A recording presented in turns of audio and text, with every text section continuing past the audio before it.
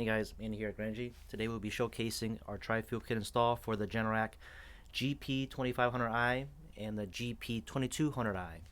So on my left here we have the GP2500i, and on the right is the GP2200i. As you can tell, they're both the same height, same weight, so forth. The obvious difference is the plug here. So you got the cigarette outlet on 2500i, and then you got the battery. Looks like a battery charge outlet for the 2500i. So let's take a close look what makes them different.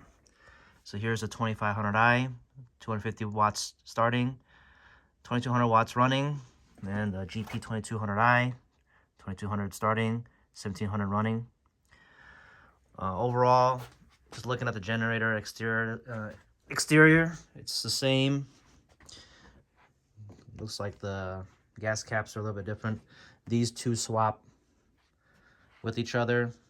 Overall, they're the same. Even this is the same as well. So our kit will work with both of these generators if you have either or. So why would Generac make two of them? Mainly pricing. The GP2200i is slightly cheaper than the GP2500i. They're both good generators. So if you have either or, our kit will work with both these generators. They use the same engine and so forth. It's just the inverter is different. Before we move further on installing the kit, we're going to go over the most common questions that I get of this kit. So question number one is this a complete kit? I get asked this every day. Yes, this is a complete kit. Every kit that we sell is 100% complete. I understand that our competitors may have kits that are not complete. I'm sure that's why folks want to be reassured that this kit is complete. You don't have to run to the hardware store. You don't have to get anything extra. When you do receive the package and you receive the product, everything pulls out of the box with everything that's needed. So you don't have to go out and get extra hardware or anything like that. We all include that for you. Gaskets, hardware, so forth. It's all in there. All right. Not only that, this is a drill-free kit, meaning no cutting, no drilling, no modifications. Everything pulls out of the box, bolts on. That's it.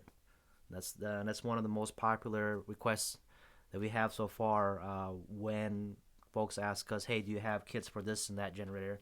And I like to have it a little bit be a more simpler install when installing this kit. And yes, we've listened. So this is a true drill-free kit. Everything bolts on, and we'll show you in a few minutes and what the contents of the kit is when we install this. All right. Number three, no fuel adjustment needed. So again, when you pull this kit out of the box, there's no fuel adjustments, and that's the nice part about this. So you don't have to fiddle around with the fuel settings for 1 or 2 hours. No, we do that here, all for you here at the office. It's very simple. You just install it. That's it. All right.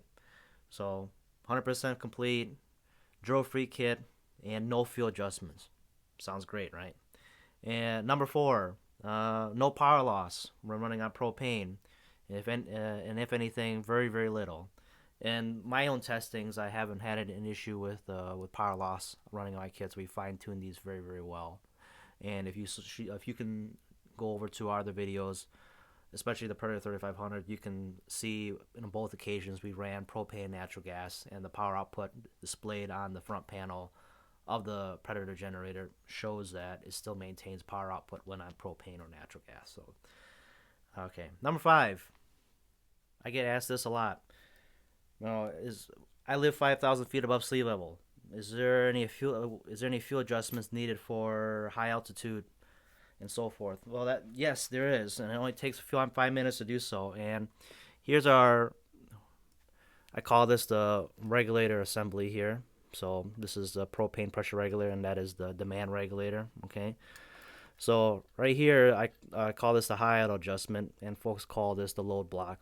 But from here, this is where you do your fuel adjustments for high idle. Okay. So the measurements from here to here right now is at 19 millimeters.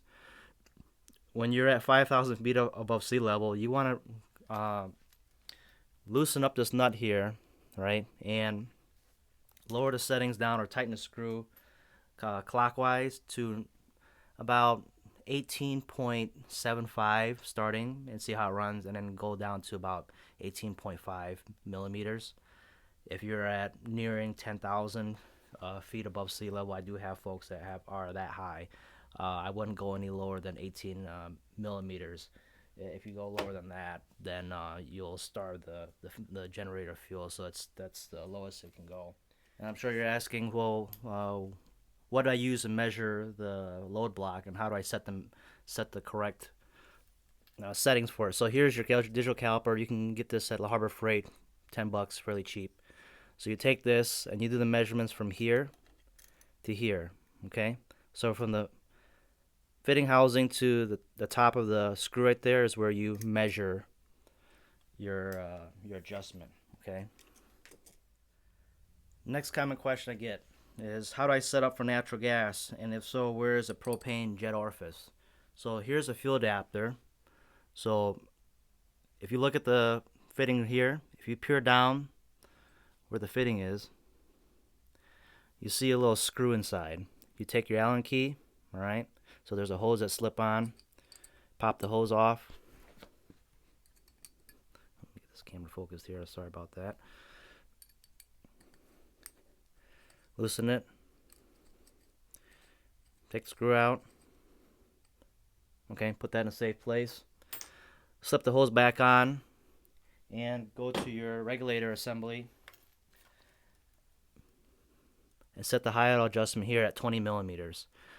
You do not need to adjust the low idle screw, okay? But I call this a low idle adjustment. You don't need to touch that. You just have to use the high idle adjustment to set your settings in, okay? All right, these are the tools needed for the conversion kit. So here, this is the factory spark plug tool. This is the my own tool that I'll be using instead of this. So it's 11/16 socket on an extension with a ratchet. All right, so you can use either or. Here's a 1/4 inch ratchet on a 8 millimeter deep socket, and you have one for a 10 millimeter deep, and another one which is a 10 millimeter shallow socket. All right. And we have a long nose Phillips head, standard Phillips head, and a screwdriver with a number, let's see here, looks like a number 4 Allen head, small mini Phillips head screwdriver, 10 millimeter wrench, long needle nose pliers, flathead needle nose pliers, a flashlight, magnetic pickup tool, and a pick. And over here, this is the kit that you'll be receiving. So we have 2 different style demand regulator assemblies.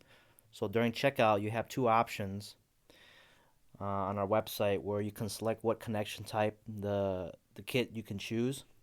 So the first type is the ASC flare fitting type, where this just screws into the, so under here, take this out here. So it just screws in by hand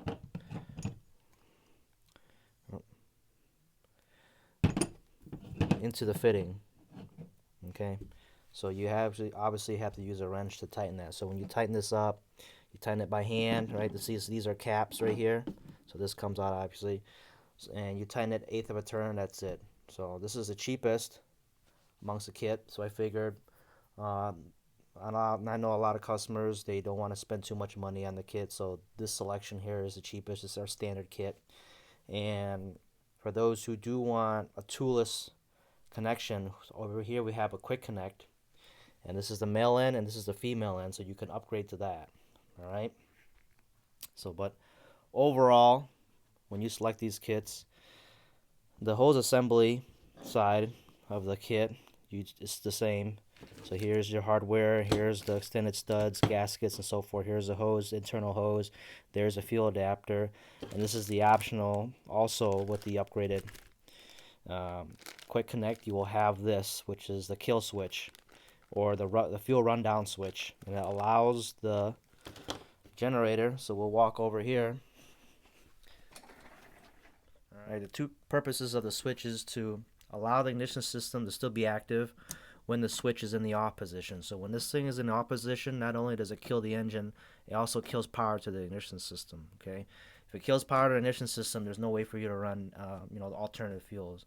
And so that switch bypasses the switch that's internal to here. So if you hear that click, there's that switch on the inside that shuts everything down. All right, and two, the switch that you'd be installing also serves as a fuel rundown switch, and it allows the generator to be switched in the off position, because behind this switch knob is a mechanical fuel cutoff. All right, so it cuts off fuel flow from the gas tank into the carb bowl. So when it cuts that off, there's no fuel flow going into the carb. The carb will run itself empty of gasoline as the engine is running, so hence the reason why it's running it dry. Fuel rundown switch, it runs it dry. Okay, so because if you look carefully, behind the switch there is the mechanical fuel cutoff valve and that mechanical switch that shuts down everything. So when you install that switch, it bypasses that. So when you have it in the off position, it still allows the ignition system to be active, so you can run alternative fuels. And not only that, it isolates gasoline flow going into the carburetor as well. So it's something nice to have. And not only that, folks say, well, there's a harness that connects the switch. Well, I can just disconnect that and call it good. The thing is that if you disconnect that, yeah, sure, it'll still allow you to keep the ignition system active. But if you want an emergency shutdown, you're not going to have that. So having that switch, when you push this switch right here, well, whether you're on gasoline or alternative fuels and there's an emergency, you can just push this button. It just kills everything. All right, so that's the nice part of having that switch. I know that folks are saying, well, I can just put this thing halfway right before it clicks and it'll work the same. Do you really trust that? To me, the proper way of shutting off fuel flow completely is to have it completely in the off position. It's like running your faucet, right? And in running your faucet halfway closed. So what's going to happen? You're going to get trickles of gasoline from the gas tank still floating into the carb, right? Do you really trust having the switch slightly in the off position and relying on the fact that you're not going to have any residual fuel flow from the gas tank going into the carb? I wouldn't rely on that. That's not the right way of doing it. In the user guide, it states that to have it in a completely off position, so you're guaranteeing the fact that you're isolating any gas flow going into the carb. So yeah, sure, you can have it at halfway in off position, but I wouldn't trust it. It's not the right way of doing it, and I don't like doing it the wrong way. So I like doing it the right way. This should be fine if you have the gasoline completely empty from the gas tank. But if you have gas in the tank and you have it shut off halfway like this, I wouldn't be too surprised if you would be getting any fuel leakage from your gas tank going into the carb. And then next thing you know, you'd be cleaning out the carb, right? So my recommendation, get the switch. Don't have to worry about anything. You know it's in the off position. You know there's not getting any fuel flow. You know it's completely off. It's the right way of doing it. All right? All right. First step of installation, we're going to remove this panel here on the right side of the generator. So it's held in by 2 screws. You're going to take that off. And then it's also held down by some clip-on fasteners on the inside. So you're going to take these 2 screws off and you're going to pry the cover off starting from the top down. All right, I already went ahead and took off the cover, and I took the spark plug access panel out as well too. Now we're going to start with this area over here. So these 2 nuts on here are held by a 10mm bolt. You're going to also, after removing these bolts, you're also going to want to take this hose off. So take either your pliers or you can use your fingers. Spring is not very tight. And you slip that off, set that off on the side. The back end is going to be a little bit hard or tricky to get to. In order to circum that, you just got to pull that back a little bit and then go ahead and slip your 10mm socket behind there and wrench it loose. Okay, that's got the 2 nuts off. Push that off on the side, and there should be a gasket in between the 2 surfaces here, and upon me taking the gaskets out, they fell apart. So that's okay. We have new gaskets for you when you put the field adapter in here. Alright, next step is replacing the factory studs with our new extended studs here. And in order to remove this is not with pliers, but what we're going to do is we're going to jam two nuts together like this. And I'll show you. It'll be real fast and easy to remove this. Take your 10 mil ratchet with a 10 mil salad socket and your 10 mil wrench. Go in here, and you're going to want to tighten the nuts here. And after it's tightened, wiggle it back and forth like this. Just be gentle with it. Don't immediately loosen the stud like that. If you do that, you will damage the threads inside the head here. So you just want to wiggle it, break it loose. Once you feel that's broken loose, all right, just take your time and you can back out the stud, okay?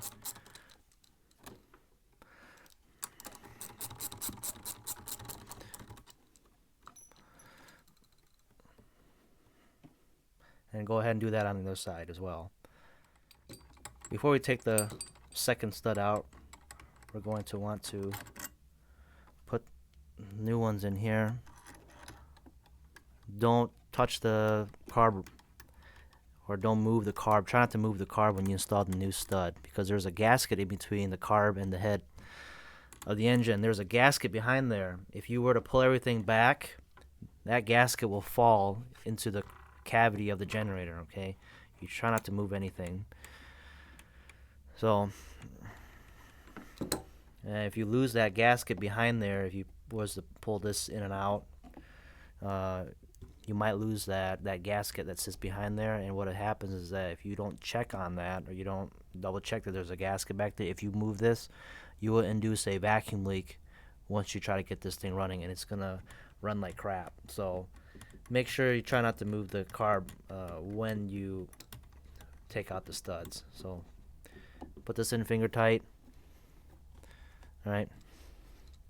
Then remove the two nuts from the old stud.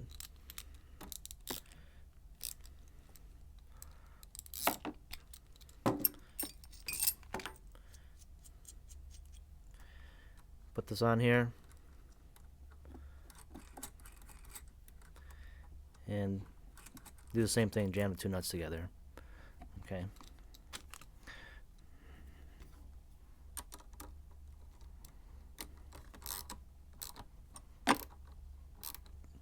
So when you tighten this, just feel for it, all right, until it bottoms out. Once you feel that it bottoms out, give it about a quarter turn, okay, or less than a quarter of a turn. You don't want to reef on it. You don't want to crank on it all the way. If you do that, you will pull the threads out of the head of this engine. You do not want to do that. You will permanently damage the threads, and there's no way to repair that if you do that, okay? So just take your time. Like I said, get it finger tight. I would even just be safe to say that just go about an eighth of a turn. Not so much quarter of a turn, but just go about an eighth of a turn, so like that, and it's tight, okay? And then go ahead and do the other side. Okay, new studs are in. I know folks are going to ask me, so how far the studs are supposed to be installed? Well, so from measured here to here, I take my measuring tape and measure it. It's just a hair under an inch, so about 7/8 of an inch. If you're about that vicinity, it's studs are good installed. All right. Before we install our fuel adapter, we're gonna want to move this screw here, this drain screw, out of the way from our fuel adapter. And to do that, we're just gonna loosen the bottom carb. Okay, we're just gonna crack that open here. So just give it a few turns. You don't have to take it all the way off, and you're gonna want to reorientate this carb here. So have about just about like that. Okay. So I'm gonna give you a closer look here. So about here. Okay. And once that's that, we're gonna tighten it down. The reason why I'm asking to do that is because this will be in the way of this if you don't loosen that up and reposition the screw here. Okay. Once this is out of the way and this is buttoned up, don't forget to button this up or tighten it, or else if you do use gas again, it's going to leak all over the place. So just make sure this is snug. And how I tighten this is just get that finger tight and then do about 1/8 of a turn or 1/4 of a turn. All right. Now take your gasket, right? And there's 2 gaskets in the kit here. Okay. So 2 gaskets. Note the orientation of the gasket. You see this right there on the upper right-hand corner? It's going to align with this here. Okay. Don't put it upside down. Don't put it this way. Put it this way. Okay. Remember that goes on the upper left. Excuse me, upper right. Let's put that in. And then you're going to put the second gasket in here. Okay, remember the orientation of that. Very important. We'll go ahead and slip that on there. And once that's slipped on there, we're going to go ahead and put our 2 nuts in, tighten this down. All right, so it's going to be a little bit of a tight fit between here and here. Okay, so just kind of wiggle that in while it's installed onto here. Okay, so like that. Put our gasket. Okay, and we're just gonna swing this over, kind of wiggle that in. Okay, stretch it, take your time, make sure it's in. Right, this is how it should look when you're done tightening everything up. As you can see, why I had this moved, so you can see how this is going to be in the way of that. So once it's moved, you should have a good clearance if you want to drain the float bowl, so there's enough room for just stick a screwdriver there. So this has to be reorientated. Okay. Next, before we move further here, we're gonna have to gap the spark plugs. So take your socket here, spark plug socket, 13/16, and you can remove the spark plug here and gap it to 20 thousandths or 22 thousandths. So 0.020 or 0.022. Okay. And when you remove this boot, try to be careful in removing it. If you're going to remove it, try pulling straight up as possible. Don't pull on it and pull it towards you or anything like that. If you pull it towards you as you're trying to remove it and you don't pull straight up like this, you will crack that plastic boot. Okay, just be very careful. Just take your time. I would go in there and from the top, try pulling it from the top or even on the side here and just lift it up like this. Okay, straight up, not off on the side or wiggling it around like that. You will damage that plastic spark plug boot. Okay. So you also have an option to, I recommend using NGK plugs rather than the factory units. You can also upgrade to iridium.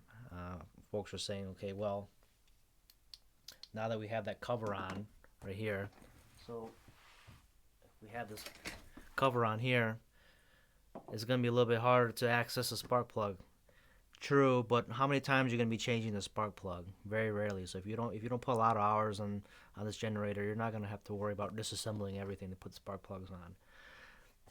And if you really don't want to worry about it, you can upgrade to iridium plugs, and they last forever. So once you put the iridium plugs in, during the lifespan of you owning this generator, you probably never have to change it ever again. And not only that, when you're running it on propane or natural gas, very rarely the spark plugs wear out. They're always propane and natural gas runs much cleaner, and you're not going to have any issues with the spark plugs falling out or anything like that, or having to replace it. And if you use NGK plugs, that's even better. You can find it on our website. We do offer both the non-iridiums and iridium NGK plugs if you want. If you don't see it, just email me, and then I'll help you out on getting those plugs. Okay. All right. Next step is we're going to be installing the cover on top of the generator here. So here's our CNC cover, and here's a hose, and this hose needs to be screwed into this fitting here. And in order to do that, you're going to have this chalked up on the vise. When you have it on the vise, it's a lot easier to install this as you're tightening down. So once it's tightened down, it's going to look like this. And you're going to want the hose, see how it's curved? This hose is curved here. So you're going to want the hose curved down like this. Okay?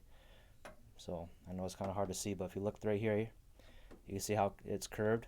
Not like this, not like this, straight like this. And the hose coming down like that, because what that hose is going to do is it's going to be going down here and around the side of the generator and up and around the bottom portion of the engine here. So you want that curve like this. If you don't have that straight and you're having it like this, it's going to start rubbing on the side of the generator. You don't want that. So the orientation of the hose is pretty important. So I'm going to show you how to chuck this up on the vise and get that tightened down. Okay, here's my vise. And I have it covered in leather. So that way when I do tighten the part down, it's not going to mar up or make scratches as I'm tightening down the part. And I have an extra leather piece over here. So to cover the top, if you don't have leather, you can use cloth or a shop towel and so forth, because once you clamp this down and it moves, you don't want this nice shiny CNC machine surface to be all scratched up by the vise. So when you have something protecting it as you're tightening it down, it's not going to scratch up the part. Okay, have it like this. All right, I have my leather piece in there. All right, that way it's not scratching up the nice shiny aluminum. Just have it hand tight. You don't have to crank on it, just enough to hold the part. Okay, then you can come in and start tightening this down. You can use a wrench. I use an adjustable wrench. Have this tightened down here, and it's a lot when this part is being held by the vise. It's a lot easier to have this getting tightened down. All right. Another quick note: when this gets tightened down, don't expect the threads to be used up all the way. Okay.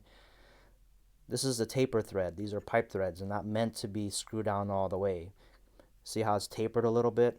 So as it tightens, you want to get it about halfway right here, and it's a friction fit. So as it tightens, it comes up to here. You show about a couple threads, you're good enough. You don't want to keep tightening until it's all the way bottomed out. That's not how these threads work. These are pipe threads. Pipe threads are not meant to be tightened down all the way. So if you get it up to here about halfway through and it gets hard to turn, that's friction fit, and these threads are tight enough. All right, so just getting it tight to the point where you're halfway up here in the threads. And remember what I mentioned about the orientation of the hose. Have the hose pointed down. All right, so right now it's upside down, but obviously you want to have it pointed down. Okay, so have it tighten about this much, where you're showing about 2-3 threads. Okay, and you have it tight. Already went ahead and got it done.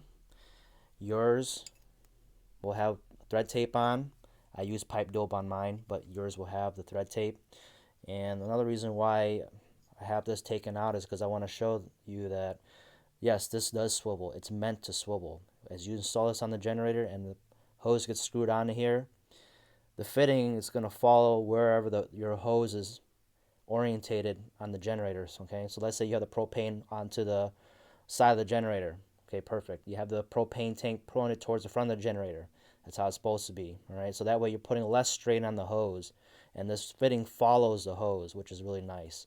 All right, so people are saying, "Oh, this is supposed to be tight." No, it's not supposed to be tight. It's meant to swivel like this. It's not going to come loose because, as you can tell, these two are connected together. All right, it's not going to come loose. That's how it's supposed to be, and it has plastic washers on here to allow it to swivel. Okay. Also, next step, if you have purchased the kill switch, right? So the harness is on the generator at the moment. If you have purchased this kill switch, you can go ahead and install the kill switch here. Okay. If you haven't purchased the kill switch, you can go ahead and skip this video. So with the kill switch taken out of the packet, this ring right here, this O-ring, is going to go in here, right? So go ahead and install this little rubber ring here, like that, and then come around, install it into the CNC port like that, and then go ahead and screw that down. Alright, I already went ahead and installed the switch. I tightened it down using a 3/4 inch wrench. It's a little tight getting in there, but you can slowly crank on this. And when you install the switch, make sure that the terminals are facing horizontal like this. So that way it installs easier onto the generator, because if you install in vertical, it's going to be a little bit difficult to install. But I'll show you why I have it this way. So I'm recommending you folks have the switch installed this way, with the two terminals facing horizontal in the horizontal position. All right. You don't crank on this. Just get it finger tight, and it's good enough. The rubber seal on here is gonna prevent the switch from vibrating loose. So as soon as you see it get flush like this, it's tight enough. Alright, I skipped ahead and tried fishing the hose through the top portion of the generator off on the side here. And it's a lot easier if you take the exhaust cover off. And with your thumb, just kind of go in there and kind of help guide where this end of the hose comes out of as you're fishing this hose into the generator cover here. Alright, so once that's gone through here, go ahead and slide the hose in here, and it's a little bit tight. Just kind of wiggle it. Should go all the way through and in around the generator here. I want to mention that this clamp is going to be a little bit tight to get on, so what you do is just put the hose on with the clamp at this end, and once you try to push it through, push as hard as you can, and then to fully have the hose seated up against the fitting, just kind of use your long needle nose pliers here. Open the clamp up, then you can go ahead and push the hose onto the fitting all the way. And when you take it off, just use your needle nose as well. Clamp down on it and you can pull it out. I know spacing is tight, but we need to have that clamp on to prevent any leaks. If you did not purchase the kill switch with harness, you can go ahead and skip this video. If you did purchase the switch, we're going to go ahead and move on to the next step, and that includes removing these 10mm bolts on the opposite side of the generator. The front does not need to be removed. On this, this on the right side does not need to be removed. The opposite side needs to be removed. The 10mm bolts, and then all of the screws around the generator, as well as the back exhaust panel, and the 4 screws on the front of the panel, here, and here. I'm going to go ahead and take these screws off and show you what it looks like when it's opened up. Oh, also you don't want to forget, there's a hidden C-clip right here, and you use your pick tool to remove that clip there, okay? Don't lose that, it's pretty important. As you're removing the screw, this is where your magnetic tool comes in handy. So once you remove, let's say for example, this screw here, and you can't get into it, just use the magnet, it comes right out. Alright, I got all these screws removed here. This is with the exhaust panel cover removed. Got the 3 bottom bolts removed, and the top, and the sides. And now you're going to want to take your long Phillips screwdriver, and you're going to want to remove this fuel selector knob here. And be careful not to lose a screw. I have this magnetic tray over here, so that way I don't lose any screws. Taking that off. Check to make sure that's taken off too. And we're going to remove this whole panel. So we'll start from the bottom and work your way around to carefully remove this panel here.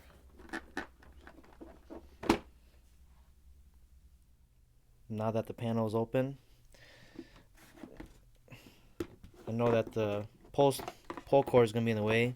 Just give that a bit of a pull and then set it off on the side like that. And I'll take your kill switch harness here and locate the connector right next to the ignition coil, and it's going to be here. And you want to unplug that.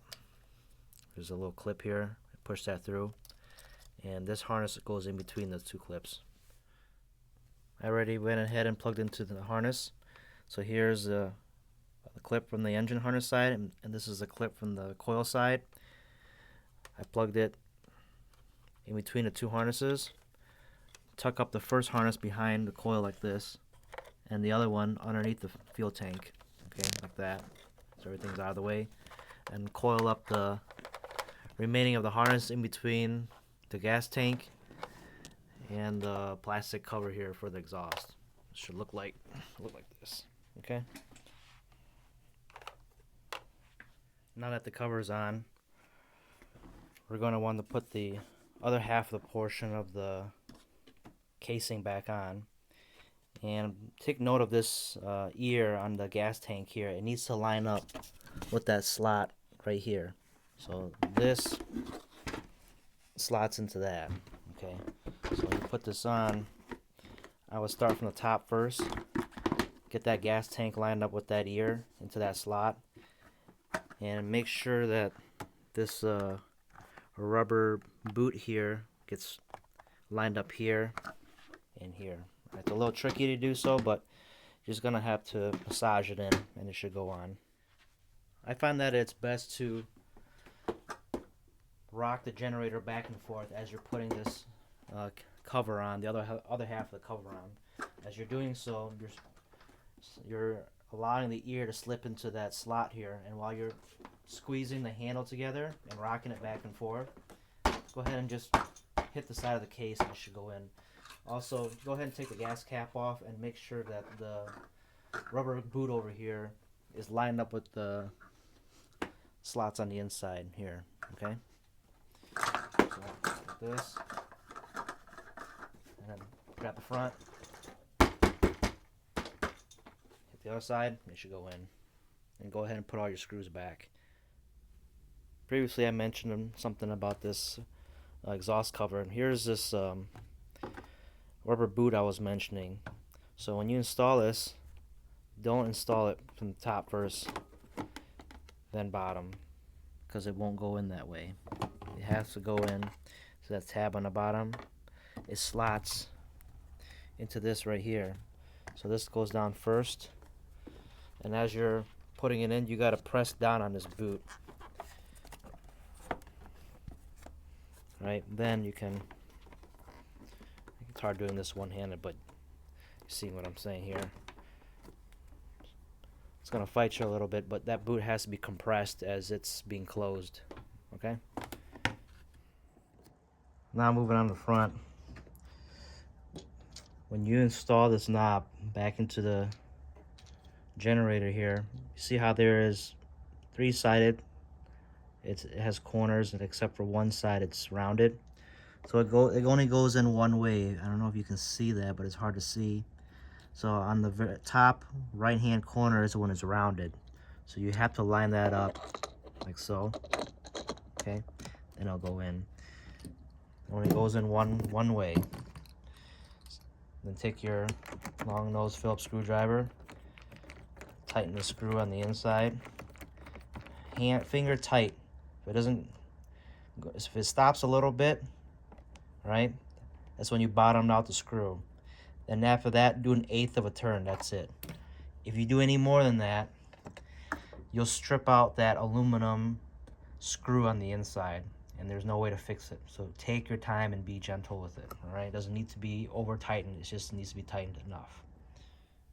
All right, after the switch harness has been installed and the case is all closed up, we're gonna go ahead and wire up the switch here. When you do remove the screws off this terminal here, don't unscrew these out all the way. You will lose these screws. They'll fall inside the generator and you will never find it. Alright, so back them off just enough where you can see right through them, because the wires are going to go through there and these screws are going to clamp down on that wire. Alright, and when you do tighten them back up, don't over tighten them, just get it snug and then do an 1/8 of a turn. If you crank down on these, you will strip out the screw or crack the terminals over here. Alright, so you don't need to manhandle these terminals when installing the wire harness. Alright, just be gentle with them. And after that, when they're installed, just give them a pull, like a tug test, and if the wires don't come out, you got to tighten up. Right, and I'll show you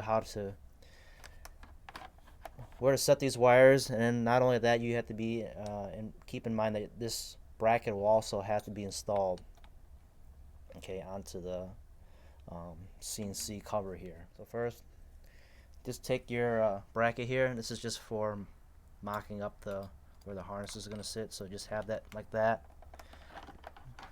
Loop the harness here under it, then go ahead and fish your wire through it, and with your screwdriver install the two wires into the terminals there. Okay, already went ahead and tightened those 2 screws down onto the harness there, and then I'm going to go ahead and fish everything through this opening here.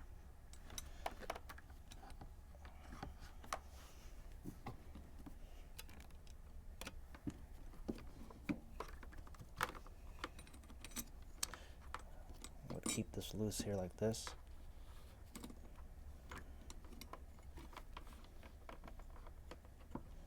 And just drop everything inside like that. And don't forget, this cover can turn around, so that way you can better situate yourself as you're putting everything into the casing here, okay, like so. Like that. Alright, I figured it'd be easier to lay your generator off on its side as you align that bracket that's in the inside there. Sorry if it's a little hard to see there, but they're getting the focus there. So here's that bracket right here. And I went ahead and installed the screws into the bracket. Alright. If there's no oil in the generator, maybe it's easier to lay it on its side as you situate the bracket on that cover right there. So sorry if it's a little hard to see, but see how it lines up all like that right there? The wire is right over top of the hose fitting, and the bracket is out of the way a little bit of the wiring. And it should look like this. If you have it like that, then you installed it correctly. And I would go ahead and install the two nuts on those brackets right there. Alright, take your nut, okay, and notice it only goes in one side, so not this side. Where you see that nylon plastic, it's on the other, and it's on this side. Don't install it this side, only on, oh, I dropped that one, only on this side, okay? And then put that into your deep well socket here. Mine has a little step on the inside, so that way the nut doesn't fall all the way through. And then go ahead, and you might want to turn this out way like that, so that way the hose is not in the way as you're installing the screw on this side, okay? And go ahead and take your Allen key or your wrench and start lining up the 2 screws together and tightening them down.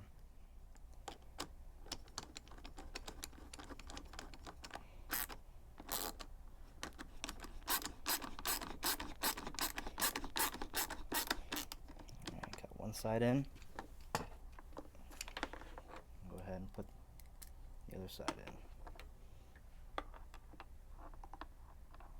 Careful not to drop the screw there. It'll also get lost inside the generator.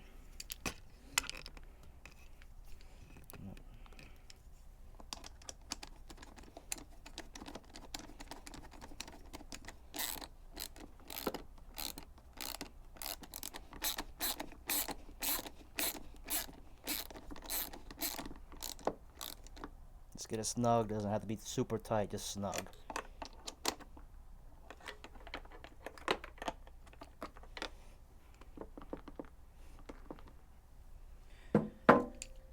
And as for the wiring, have it away from the spark plug. You don't want it near the spark plug, okay?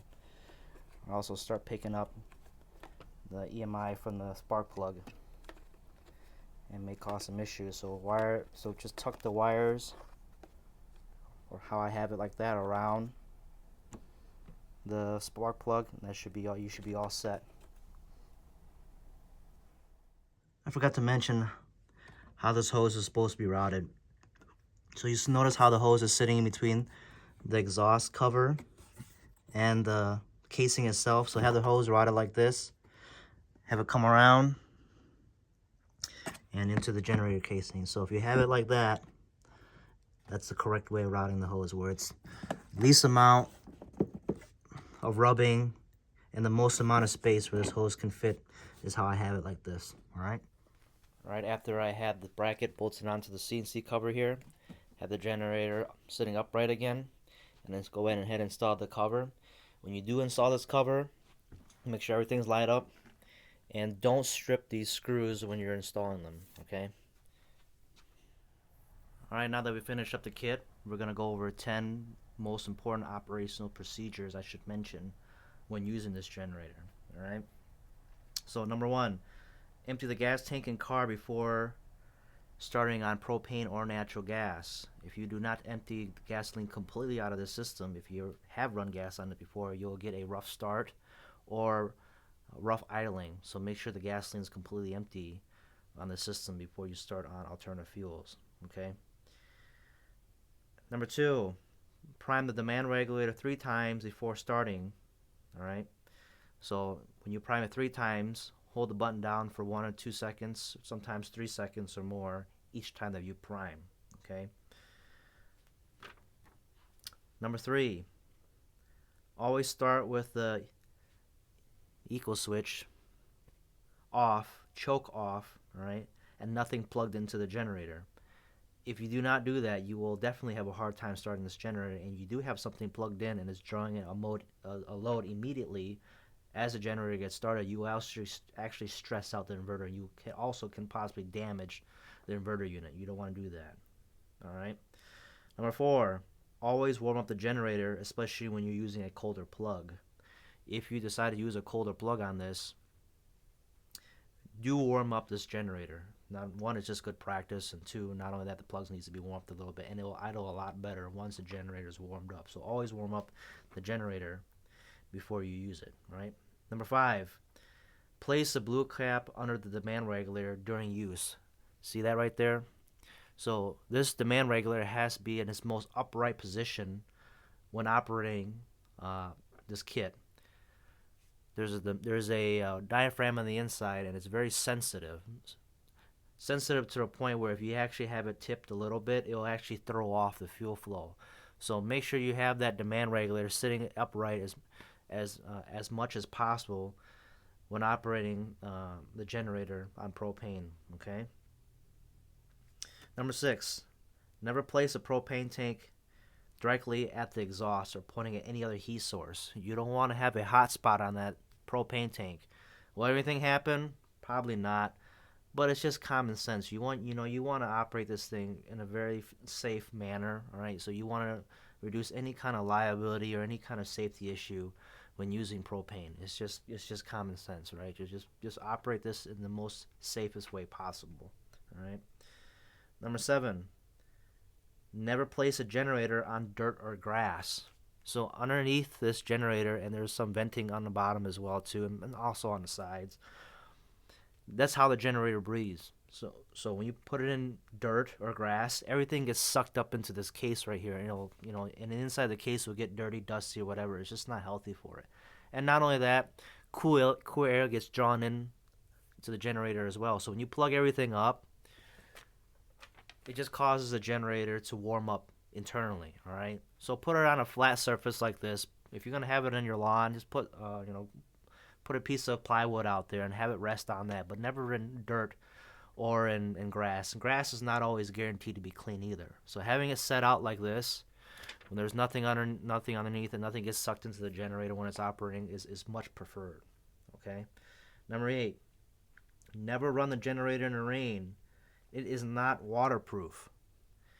And do not leave the generator out in the hot sun, all right? Especially on hot pavement. That thing will heat soak like crazy, and it'll cause the generator to overheat. When it does overheat, it'll actually shut off the generator. The inverter has some inverters, I'm not sure about this one, but some inverters have internal temp sensors. And if it goes up to a certain temperature, it'll shut down the generator. All right? The reason why it shuts down is because it wants to save itself. Okay?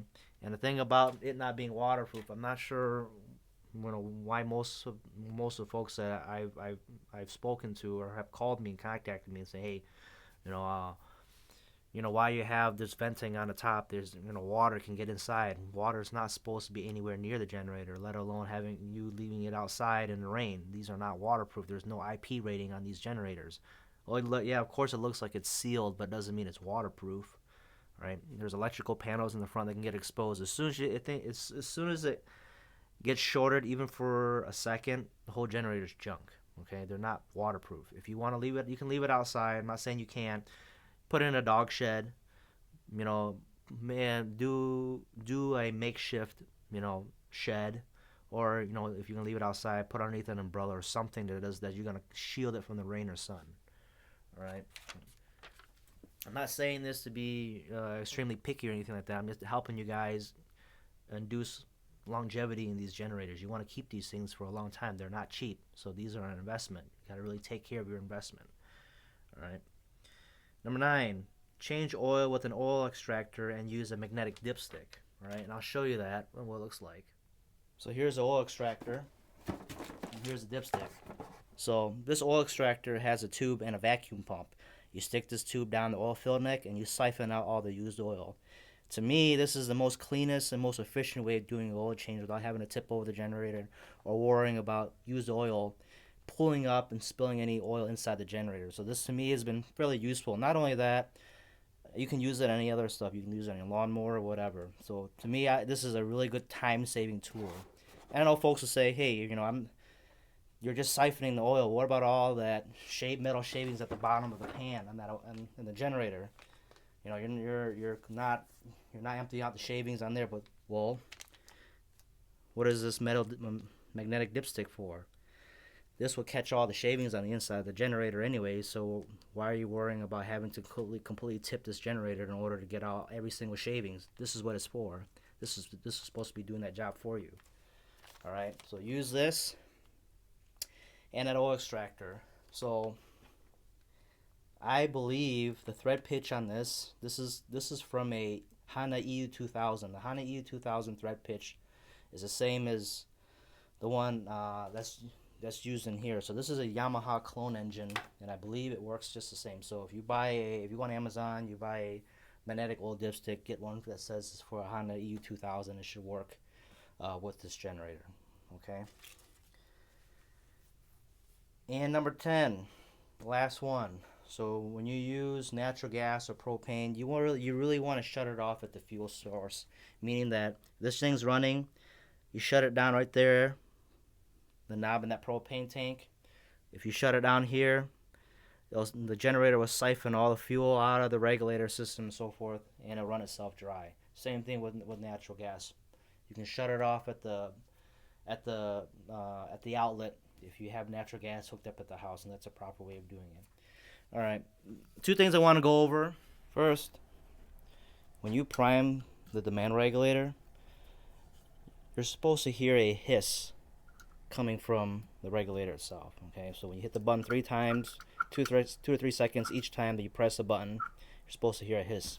That hiss indicates fuel flowing into the regulator system. Okay, if you don't hear that hiss, take the demand regulator, tilt it up and down, and press the prime button again. When you do press the prime button, don't just press it like this. You got to really press on the prime button in order to get fuel flowing. Okay, so do it 3 times, 2 or 3 seconds each time that you press it in. Hear that hiss. Firmly press on the prime button. If not, tilt the demand regulator up and down. All right. Second thing I want to know, and this is just a good, healthy way of using this generator, is I've seen people, when they use this pull cord, they either pull from the front, pull all the way up from the top, or behind the generator, pull all the way from the side. When you do that, not only are you rubbing through the plastic, you're also rubbing through the cord. When you do that, you have the potential of breaking this pull start cord. Okay? So when you do that, see how it's rubbing against the case? Don't do that. What you want to do is come off on the side. You can put your foot right here, all right, and pull straight towards you. That's the healthy way of starting this generator. Okay, you don't want to pull it on the front, not on the top, not on the side, towards you. Okay. Last thing you want to do is own this generator for 1 or 2 years and realize that you got to also replace this cord. Okay, you don't want to do that. Not only does it apply to this generator, it applies to every other generator. Okay, healthy way is to pull it straight towards you, and it prevents the cord from breaking. Okay. Speaking of breaking, another thing you don't want to be breaking or stripping is this flare fitting over here. All right. The last thing you want to do is have that be stripped. So when you come in and hand tighten it first, come in with your 19mm wrench and do a eighth of a turn. You don't have to crank on it. When you over tighten this, you will strip that brass fitting. Okay, this is not made out of stainless steel or anything like that. This is made out of soft material. Do not over tighten that. If you do over tighten it, you'll strip it completely, and you'll have leaks in here. All right. Once you're done using this, please put the dust caps back on. You don't want any insects or any dust being sucked up in this line. If that does happen, you'll have performance issues or you have fuel flow issues when running this generator. Okay, you want to keep everything clean. All right. So, all right, guys. If there's any comments, questions, concerns, feedback, please let me know. Give me a thumbs up, like this video. It really helps me out. Please subscribe to our channel, and there will be more kits coming, including the Predator 2000 and the AI Power 2000 watt generator. Both use the same Chinese clone Yamaha engine, as well as the Champion and Wen. They also use the same clone engine as well. Also with this Fireman. So this was a fairly cheap generator. It was a refurbished model. I think I paid like $200 shipped for it. So later on I'll do a video on cheap generators and so forth. And I'm still finishing up this Honda EB2200i as well. I know it's taking me a while, but I'm getting to it. Alright, guys. Like I said, please comment or question, leave a feedback or so forth. Appreciate it.